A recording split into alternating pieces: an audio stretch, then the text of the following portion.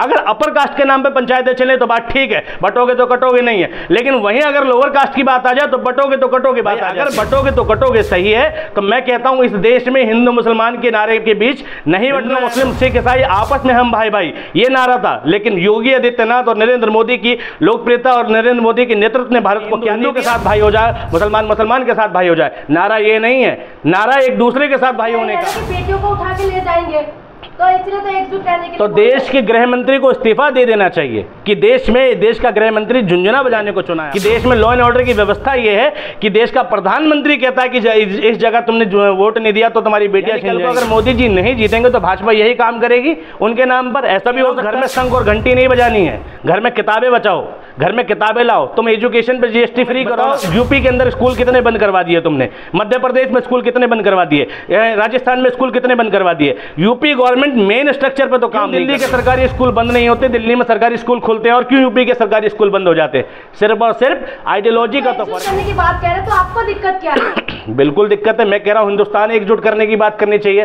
प्रधानमंत्री हिंदू धर्म का प्रधानमंत्री थोड़ी बना, देश में प्रधानमंत्री का पद संवैधानिक पद है, हिंदू मठाधीश का पद नहीं है। ये बात शंकराचार्य बोले समझ में आता है, ये बात कोई मंदिर का पुजारी बोले समझ में आता है, बागेश्वर धाम बोले समझ में आता है, ठीक है, अलग अलग पुजारी बोले समझ में। प्रधानमंत्री बोलेगा इस देश में कि तुम बटोगे तो कटोगे तो समझ में नहीं आता। प्रदेश का मुख्यमंत्री बोलेगा संवैधानिक पद पे बैठ के कि बटोगे तो कटोगे तो समझ में नहीं की औकात और हैसियत नहीं है कि वो अपने काम के मुद्दे पर वोट मांग ले। एक दिल्ली का सीएम है जो अपने काम पर कहता है मैंने काम किया। हमारे देश के प्रधानमंत्री 32,87,263 किलोमीटर का देश है, इस देश के प्रधानमंत्री की हैसियत नहीं है जो ये कहते कि मैंने काम किया हो तो वोट दो।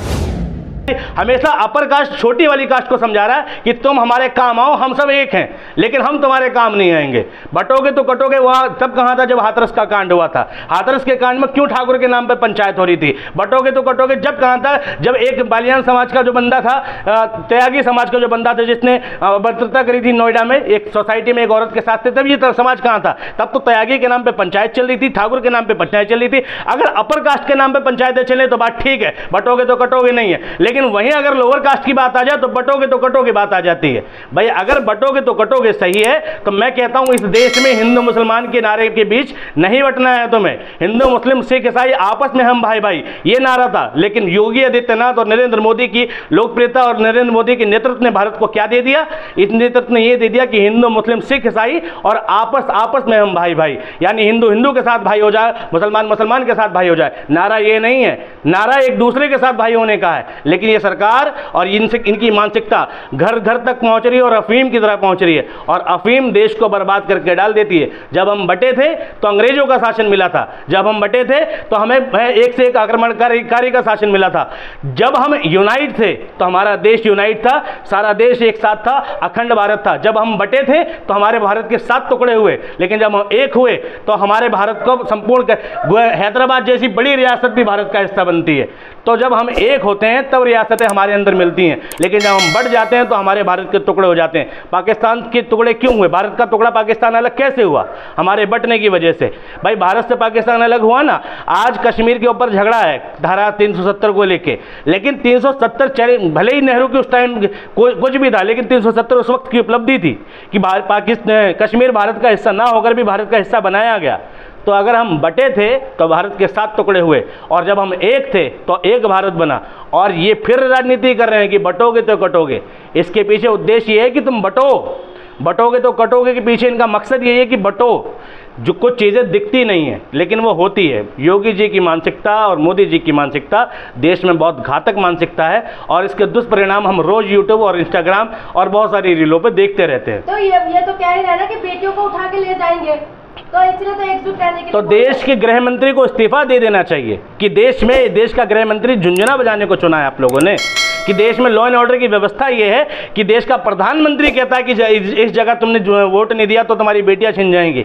यानी कल को अगर मोदी जी नहीं जीतेंगे तो भाजपा यही काम करेगी उनके नाम पर। ऐसा भी हो सकता है। भाई अगर देश के गृह मंत्री की इतनी हैसियत नहीं है, देश के प्रधानमंत्री की इतनी औकात नहीं है कि वो देश में सुशासन दे सकता है, तो सबसे पहले वो इस्तीफा दे दे, उसके बाद बात करें कि देश में ये हो जाएगा और वो हो जाएगा। विपक्ष में आके बात करें इस बात को। देश का प्रधानमंत्री देश के विपक्ष के नेता की बात कर रहा है, और देश का विपक्ष का नेता देश के प्रधानमंत्री की तरह बात कर रहा है। ये इस देश का दुर्भाग्य है। योगी आदित्यनाथ ये भी कह रहे हैं अगर बीजेपी को वोट नहीं देंगे, नहीं जीतेंगे बीजेपी, तो घर में शंख भी नहीं बजा पाएंगे ना घंटी बजा पाएंगे। मैं कह रहा हूं घर में शंख और घंटी नहीं बजानी है, घर में किताबें बचाओ, घर में किताबें लाओ। तुम एजुकेशन पे जीएसटी फ्री करो ना। तुम एक बताओ, यूपी के अंदर स्कूल कितने बंद करवा दिए तुमने, मध्य प्रदेश में स्कूल कितने बंद करवा दिए, राजस्थान में स्कूल कितने बंद करवा दिए। यूपी गवर्नमेंट मेन स्ट्रक्चर पर तो काम नहीं कर रही है, ठीक है। कोई भी देश तरक्की करता है तो वहां के लोगों से वहां की तरक्की दिखती है। आप वेटिकन सिटी चले जाओ, वहां के लोगों को देखोगे रईसी उनके चेहरे पे दिखेगी। आप यूएसए चले जाओ, वहां के लोगों को देखोगे, वहां के लोगों के रईसी आपको उनके ऊपर दिखेगी। आप रशिया चले जाओ, लोगों के लाइफ और स्टैंडर्ड ऑफ लिविंग से पता चल जाएगा लोग कैसे रह रहे हैं। और मैं कह रहा हूं आप मध्य प्रदेश आओ, आप उत्तर प्रदेश आओ, आप राजस्थान आओ, आप अलग अलग राज्य घूमो, जहां जहां बीजेपी की सरकार है वहीं घूमो और देखो लोगों का स्टैंडर्ड 10 साल 15 साल में कितना उठाया बीजेपी ने। 10 साल पहले लोग किस स्थिति में थे, 10 साल पहले लोग बाद के लोग किस स्थिति में थे। इवन 10 सालों की स्थिति यह है कि हर व्यक्ति आज की डेट में लोन और कर्ज में जी रहा है। हर व्यक्ति के ऊपर किस्तों का अंबार लगा हुआ है और उसकी परेशानियां बढ़ रही हैं। ये बेसिक की तो बात नहीं कर रहे। क्यों दिल्ली के सरकारी स्कूल बंद नहीं होते, दिल्ली में सरकारी स्कूल खुलते हैं, और क्यों यूपी के सरकारी स्कूल बंद हो जाते हैं? सिर्फ और सिर्फ आइडियोलॉजी का तो फर्क है, सिर्फ और सिर्फ सोच का तो फर्क है, और सिर्फ और सिर्फ प्रशासन का तो फर्क है। दिल्ली की एक सरकार स्कूलों को हाईटेक बनाती है और अमेरिका का राष्ट्रपति और उसकी वाइफ जो है यहाँ के स्कूल देखने आती है, और यूपी का मुख्यमंत्री एक ऐसा मॉडल देता है कि यूपी के अंदर सबसे ज्यादा स्कूल बंद हो जाते हैं। 2700 स्कूल बताए जाते हैं कि बंद हो गए यूपी के अंदर। तो मुझे एक बात बताओ, इतने स्कूल बंद कराने के बाद में कोई व्यक्ति कह रहा है बटोगे तो कटोगे। मैं कहता हूं पढ़ोगे लिखोगे तो नेताओं से सवाल करोगे। पढ़ाई लिखाई के ऊपर इन नेताओं को काम करना चाहिए, ये फालतू की बकवास नहीं करनी चाहिए। योगी मोदी राज में भी तरक्की हो रही है। देखिए पहले कहाँ था 2014 से पहले, अब देखिए कहाँ है, तीसरी अर्थव्यवस्था बन चुकी है। हाँ, 2014 से पहले हम मंगल ग्रह पे थे और अभी अभी वापस पृथ्वी में आए हैं। ऐसा ही है क्या भाई? 2014 से पहले बताओ मोदी जी ने इस देश में इन्फ्लेशन रेट किया था। जीडीपी मोदी जी की सरकार के बाद लगातार गिरी क्यों है? मनमोहन की सरकार में जीडीपी 10 पॉइंट के आसपास गई थी, अभी 8 तक नहीं पहुंची है। तो मुझे एक बात बताओ, और अगर मनी इन्फ्लेशन की बात करोगे तो डॉलर के मुकाबले रुपया कहाँ पहुंच गया? अगर मोदी जी ने वास्तव में इस देश को तरक्की करी, मैं कह रहा हूँ चारों तरफ छोड़ दो, एक आम आदमी अपनी जेब की तरफ देखे और अपने बैंक बैलेंस की तरफ देखे। आम आदमी, गरीब आदमी, वो बताए कि 2014 के बाद उसका बैंक बैलेंस बढ़ा या नहीं बढ़ा, और ऐसी कितनी जनसंख्या जिनका ज़्यादा बैंक बैलेंस बढ़ गया, उन्होंने तरक्की कर ली हो। किस्तों में सामान लेना तरक्की नहीं होती है।